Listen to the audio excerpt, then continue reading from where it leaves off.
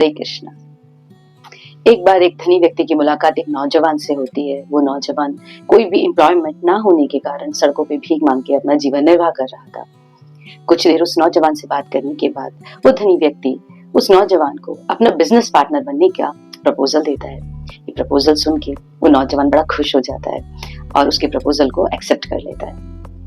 बहुत ग्रेटिट्यूड के साथ वो नौजवान उस धनी व्यक्ति से कहता है कि बिजनेस में लगाने के लिए उसके पास कुछ है नहीं, वो तो केवल मैन पावर लगा सकता है, मेहनत कर सकता है। बदले में कुछ 5% या 10% प्रॉफिट का जो भी वो धनी व्यक्ति देना चाहे उस नौजवान को दे सकता है। नौजवान उसे खुशी खुशी एक्सेप्ट करेगा। धनी व्यक्ति को बहुत अच्छा लगता है, उसके अंदर जो ग्रेटिट्यूड का भाव होता है। और कुछ देर सोचने के बाद वो धनी व्यक्ति उस नौजवान से कहता है कि उसको प्रॉफिट का 10% नहीं मिलेगा बल्कि प्रॉफिट का 90% मिलेगा और कुछ 10% वो धनी व्यक्ति रखेगा। इस तरह से दोनों की डील हो जाती है और वो नौजवान उस धनी व्यक्ति के बिजनेस को आगे बढ़ाने के लिए दिन रात बहुत मेहनत करता है। जब पूरा मंथ खत्म होता है और वो प्रॉफिट काउंट करता है तो प्रॉफिट भी कई गुना ज्यादा, एक्सपेक्टेशन से कई गुना ज्यादा हुआ होता है। बट पैसे काउंट करते करते उस नौजवान के मन में लालच आ जाता है और वही सोचने लगता है कि इस धनी व्यक्ति ने तो एक बार भी आकर देखा नहीं कि मैं क्या कर रहा हूँ क्या नहीं, तो इस प्रॉफिट पे उसका एक्चुअली कोई भी अधिकार होना नहीं चाहिए। ये तो मेरा प्रॉफिट है, इसमें तो मेरा अधिकार है। और वो सारा धन अपने पास रखने का प्लान कर लेता है। तो यदि हम देखें तो उस नौजवान ने कितना गलत करा, क्योंकि उसको ये काम करने का जो अपॉर्चुनिटी है वो उस धनी व्यक्ति से ही मिली थी और एक्चुअली इस पूरे प्रॉफिट पे उस धनी व्यक्ति का ही अधिकार था। वो अपनी स्वेच्छा से चाहे कुछ भी देता इस नौजवान को, उसे एक्सेप्ट करना था। बट अब सिचुएशन उल्टी हो गई, अब सब कुछ रखना चाहता है ये नौजवान और उस धनी व्यक्ति को कुछ भी नहीं देना चाहता। हम सब जानते हैं कि एथिकली ये गलत है ना, पर हम अपने जीवन में ये गलत कार्य बार बार कर रहे हैं। हम लोगों को ये जीवन, ये सांसें देने वाले भगवान हैं।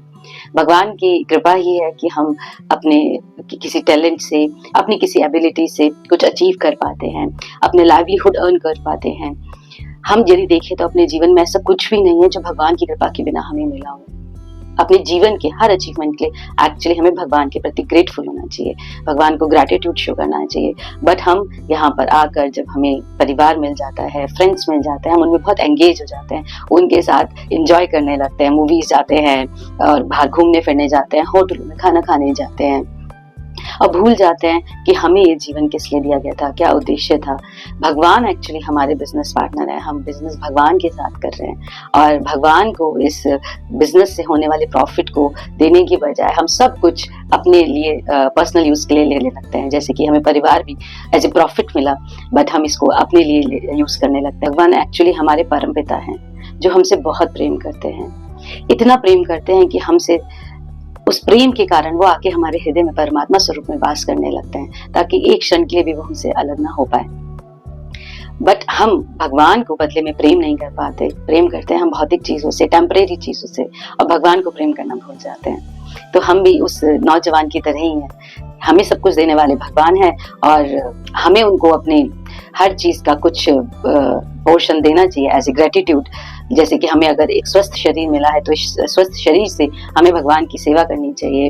हमें यदि परिवार मिला है तो उस परिवार के साथ मिलके हमें भगवान की कथाओं का श्रवण करना चाहिए, भगवान के नामों का गुणगान करना चाहिए।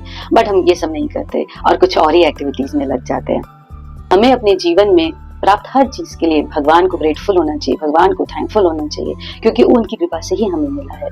और एज ए ग्रेटिट्यूड हम अपनी स्पीच, अपनी थॉट्स, अपने एक्शंस को भगवान की सेवा में लगा सकते हैं, है ना। ये बहुत अच्छा अवसर है, मनुष्य देह जो हमें मिला है ये बहुत अच्छा अवसर है इस ग्रेटिट्यूड को शो करने के लिए और कुछ सर्विस करने के लिए। यदि हम किसी और योनि में होंगे तो हम ना तो भगवान को ग्रेटिट्यूड शो कर पाएंगे और ना ही भगवान की कोई सर्विस कर पाएंगे। तो हम यदि इंटेलिजेंट हैं तो हम इस मनुष्य जीवन का पूरा लाभ उठाएंगे और उस नौजवान की तरह लालची नहीं बनेंगे।